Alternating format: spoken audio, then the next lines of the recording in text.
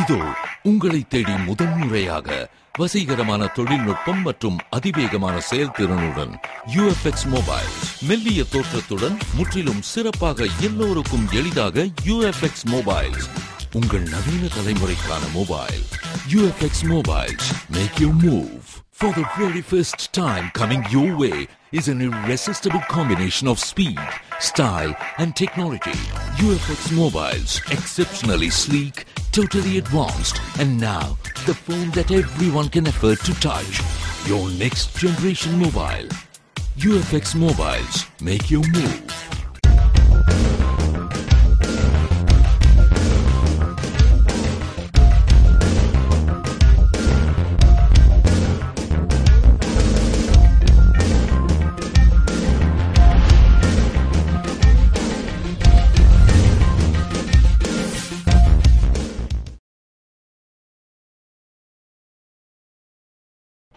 வணக்கம். பிரதமரின் வருகையை முன்னிட்டு புதுவை அரசு மற்றும் தனியார் பள்ளிகளுக்கு நாளை 30ஆம் தேதி விடுமுறை அளிக்கப்பட்டுள்ளது என்று கல்வித்துறை அறிவித்துள்ளது. இது தொடர்பாக கல்வித்துறை இயக்குநர் வல்லவன் கூறுகையில், பிரதமர் மன்மோகன் சிங் புதுவை வருகை புரிவதை முன்னிட்டு புதுவையில் போக்குவரத்து மாற்றி அமைக்கப்பட்டுள்ளது மற்றும் சில இடங்களில் போக்குவரத்து முழுமையாக ரத்து செய்யப்பட்டுள்ளது. இதனால் பள்ளி மாணவ மாணவியர்கள் அவதிக்குள்ளாகும் நிலை ஏற்படும் என்பதால் அரசு மற்றும் தனியார் பள்ளிகளுக்கு நாளை 30ஆம் தேதி விடுமுறை அளிக்கப்பட்டுள்ளதாக கூறினார். மேலும் இன்று பிற்பகலில் அனைத்து பள்ளிகளுக்கும் அரை நாள் விடுமுறை அளிக்கப்பட்டிருந்தது என்பது குறிப்பிடத்தக்கதாகும். புதுவைக்கு பிரதமர் மன்மோகன் சிங் வருகை புரிவதை முன்னிட்டு முத்தியால்பேட்டையில் பலத்த போலீஸ் பாதுகாப்புடன் கடைகள் மூடப்பட்டிருந்தது. பிரதமர் மன்மோகன் சிங் 2 நாள் பயணமாக புதுவைக்கு வருகை புரிந்துள்ளார். அவர் பல்கலைக்கழக விழாவில் கலந்து கொள்ள சென்னையில் இருந்து காலாப்பட்டு வரை ஹெலிகாப்டரில் வந்து பல்கலைக்கழக விழாவினை முடித்துவிட்டு காரில் கிழக்கு கடற்கரை சாலை வழியாக ராஜ்நிவாஸ் செல்கிறார். இதனை முன்னிட்டு முத்தியால்பேட்டை சாலையோர ஆக்கிரமிப்புகள் அகற்றப்பட்டு சுத்தப்படுத்தப்பட்டது. மேலும் அப்பகுதியில் உள்ள கடைகளுக்கு விடுமுறை அளிக்கப்பட்டு அனைத்து கடைகளும் மூடப்பட்டிருந்தது. இதனால் கிழக்கு கடற்கரை சாலையில் செல்லும் வாகனங்களுக்கு போக்குவரத்து மாற்றி அமைக்கப்பட்டு வாகனங்கள் செல்ல தடை விதிக்கப்பட்டிருந்தது. மொத்தத்தில் அப்பகுதி முழுவதும் போலீசார் கட்டுப்பாட்டில் பலத்த பாதுகாப்பு போடப்பட்டிருந்தது. பெட்ரோல் விலை லிட்டருக்கு 3 ரூபாய் குறைந்தது. இந்த விலை குறைப்பு நேற்று நள்ளிரவு முதல் அமலுக்கு வந்தது. சர்வதேச சந்தையில் கச்சா எண்ணெயின் விலை உயர்ந்ததாலும் அமெரிக்க டாலருக்கு எதிரான ரூபாயின் மதிப்பு சரிந்ததாலும் கடந்த மே 23ஆம் தேதி பெட்ரோல் விலை லிட்டருக்கு 7 ரூபாய் 50 காசுகள் உயர்ந்தது. இதற்கு நாடு முழுவதும் எதிர்ப்பு கிளம்பியதால் கடந்த 2ஆம் தேதி எண்ணெய் நிறுவனங்கள் பெட்ரோல் விலையை லிட்டருக்கு 2 ரூபாய் குறைத்தன. இந்நிலையில் சர்வதேச சந்தையில் கச்சா எண்ணெயின் விலை தொடர்ந்து சரிந்து வந்ததால் மேலும் விலையை குறைக்க வேண்டும் என்று கோரிக்கைகள் வலுத்ததை அடுத்து எண்ணெய் நிறுவனங்கள் பெட்ரோல் விலையை லிட்டருக்கு 3 ரூபாய் 13 காசுகள் குறைத்தன. இந்த விலை குறைப்பு நேற்று நள்ளிரவு முதல் அமலுக்கு வந்தது. அதன்படி புதுவையில் 1 லிட்டர் 69 ரூபாய் 90 காசுகளாக இருந்த பெட்ரோல் விலை 66 ரூபாய் 77 காசுகள் என குறைந்துள்ளது. புதுவை பாகூர் தொகுதியில் சாலை மற்றும் கழிவுநீர் வாய்க்கால் அமைக்கும் பணியினை அமைச்சர் தியாகராஜன் துவக்கி வைத்தார். புதுவை பாகூர் தொகுதியில் கொம்யூன் பஞ்சாயத்து நிதியில் இருந்து குருவிநாத்தத்தில் சாலை அமைக்கவும் சோரியாங்குப்பத்தில் கழிவுநீர் வாய்க்கால் அமைக்கவும் 20 லட்சம் ரூபாய் மதிப்பீட்டில் திட்டமிடப்பட்டு அதற்கான பூமி பூஜை விழா நடைபெற்றது. விழாவில் சிறப்பு அழைப்பாளராக அமைச்சர் தியாகராஜன் கலந்து கொண்டு பணியினை பூமி பூஜையுடன் துவக்கி வைத்தார்.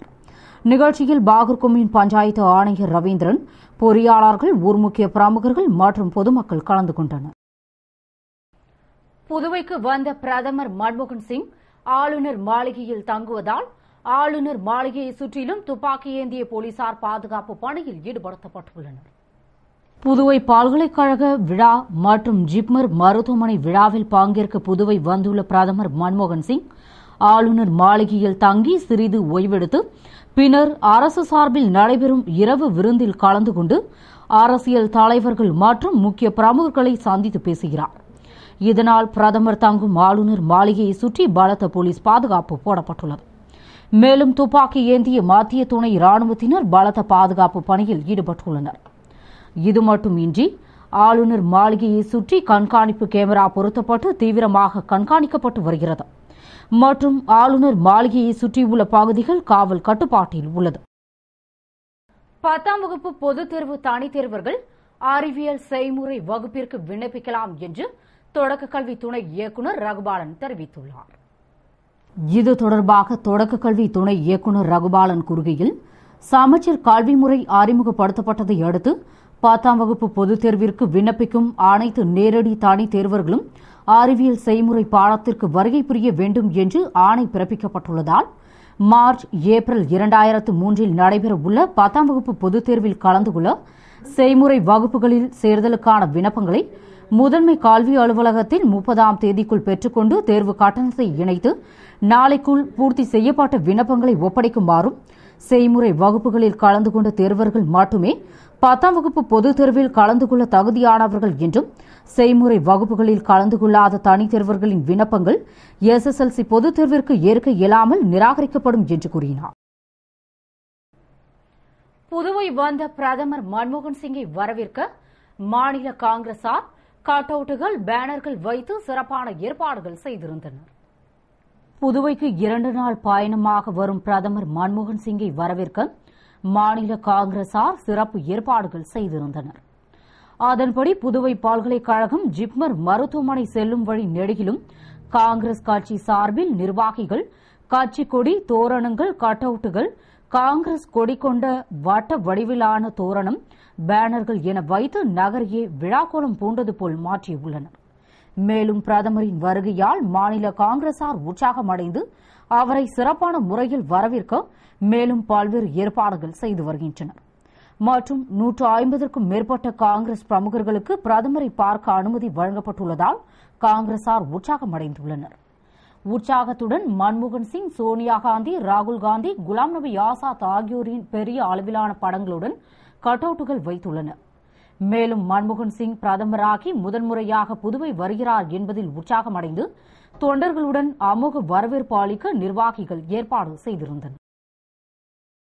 புதுவை பாண்டசோழநல்லூர் அருள்மிகு முத்துமாரியம்மன் ஆலய கும்பாபிஷேக விழாவில் அமைச்சர்கள் பங்கேற்று சாமி தரிசனம் செய்தனர். புதுவை நெட்டப்பாக்கம் கொம்யூன் பாண்டசோழநல்லூர் காலனியில் கோவில் கொண்டு பக்தர்களின் இன்னல்களை நீக்கி அருள் பாலித்துக் கொண்டிருக்கும் அருள்மிகு முத்துமாரியம்மன், கங்கையம்மன், ஐயனாரப்பன் ஆலய ஜீர்ணோத்தாரண அஷ்டபந்தன மகா கும்பாபிஷேகம் சிறப்பாக நடைபெற்றது. இதனை முன்னிட்டு விக்னேஸ்வர பூஜை, கணபதி ஹோமம், யாகசாலை பூஜை, கடம்புறப்பாடு, ஜபம் போன்ற வழிபாடுகளும் தொடர்ந்து விமான கும்பாபிஷேகம், மூலவர் கும்பாபிஷேகம், மகா அபிஷேகம் மற்றும் ஆராதனைகள் நடைபெற்றது. பின்னர் விழாவில் பங்கேற்றவர்களுக்கு பிரசாதம் வழங்கப்பட்டது. விழாவில் அமைச்சர்கள் ராஜவேலு, தியாகராஜன், பன்னீர்செல்வம், பாட்கோ தலைவர் பிரசாந்த் குமார் மற்றும் கதிர்காமம் வட்டார காங்கிரஸ் தலைவர் AKD ஆறுமுகம் திரளான பக்த கோடிகள் பங்கேற்று சாமி தரிசனம் செய்தனர். விழாவிற்கான ஏற்பாடுகளை ஆரங்காவல் மற்றும் பாண்டசோழநல்லூர் கிராமவாசிகள் செய்திருந்தனர்.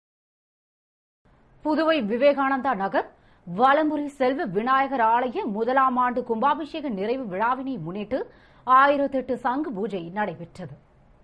புதுவை கதிர்காமம் தொகுதி விவேகானந்தா நகரில் எழுந்தருளியுள்ள அருள்மிகு வலம்புரி செல்வ விநாயகர் ஆலயத்தின் 1ஆம் ஆண்டு கும்பாபிஷேக நிறைவு விழாவினை முன்னிட்டு மகா கணபதி ஹோமம், யாகசாலை பூஜை, கோ பூஜை, அஸ்வ பூஜை, பிரம்மச்சாரி பூஜை, கன்னி பூஜை நடத்தப்பட்டு 1008 சங்கு பூஜையும் தொடர்ந்து 1008 சங்காபிஷேகமும் நடைபெற்றது. பின்னர் சிறப்பு அலங்காரத்தில் செல்வ விநாயகர், விசாலாட்சி சமேத விஸ்வநாதன், வள்ளி தேவசேனா சமேத சிவசுப்பிரமணியர், நவகிரகம், காலபைரவர், வீரபத்ர ஆஞ்சநேயர் போன்ற சுவாமிகளுக்கு மகா தீபாராதனை நடைபெற்றது. விழாவில் பக்த கொடிகள் திரளாக கலந்து கொண்டு சாமி தரிசனம் செய்து இறையருளை பெற்றனர். பங்கேற்ற அனைவருக்கும் பிரசாதம் வழங்கப்பட்டது. விழாவிற்கான ஏற்பாடுகளை ஆலய நிர்வாகத்தினர் மற்றும் ஊர் பொதுமக்கள் செய்திருந்தனர். புதுவை முதலியார்பேட்டை ஸ்ரீ வன்னி பெருமாள் கோவிலில் சுதர்சன ஜெயந்தி விழா சிறப்பாக நடைபெற்றது. புதுவை முதலியார்பேட்டையில் எழுந்தருளியுள்ள ஸ்ரீ வன்னி பெருமாள் திருக்கோவிலில் ஸ்ரீ சக்கரத்தாழ்வாருக்கு சுதர்சன ஜெயந்தியை முன்னிட்டு கும்பஸ்தாபனம் நடைபெற்றது. விழாவிற்காக ஸ்ரீ சக்கரத்தாழ்வாருக்கு சிறப்பு திருமஞ்சனம், அலங்காரம், ஆராதனை செய்யப்பட்டு சகஸ்ரநாம அர்ச்சனை நடைபெற்றது. பின்னர் சுதர்சன ஹோமமும் தீபார்த்தனையும் பூர்ணாகத்தியும் நடைபெற்றது. விழாவில் திரளான பக்தர்கள் பங்கேற்று வழிபட்டு சக்கரத்தாழ்வாரின் அனுகிரகத்தை பெற்றனர். விழாவிற்கான ஏற்பாடுகளை அறங்காவல் மற்றும் விழாக்குழுவினர் செய்திருந்தனர். இத்துடன் செய்திகள் நிறைவடைகின்றன. வணக்கம்.